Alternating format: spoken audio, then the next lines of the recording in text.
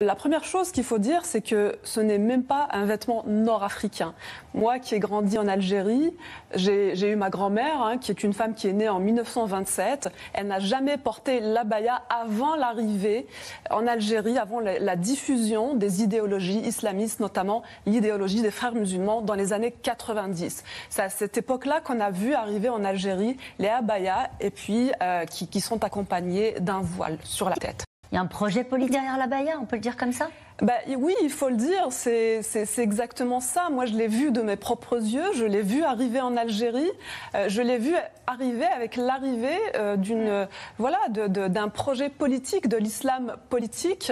Il faut bien comprendre le sens. Il y a très clairement un endoctrinement qui est fait sur les réseaux sociaux, un effet de mode derrière lequel il y a très clairement des idéologies qui veulent influencer ces jeunes femmes musulmanes et dès lors il s'agit d'une atteinte à la laïcité. Oui. Donc le ministre a raison de vouloir interdire l'abaya des écoles de France ? Je crois qu'il faut être très ferme sur cette question-là et il faut interdire le port de l'abaya dans les écoles parce que c'est un signe d'endoctrinement et c'est pour moi le signe de l'arrivée d'idéologie de l'islam politique. Ce qui me dérange, c'est que l'islamisme a réussi à complètement inverser la situation. En réalité, l'islamisme politique est fondé un des fondements de cette idéologie, c'est le contrôle du corps de la femme. On voit ce qui se passe aujourd'hui en Afghanistan.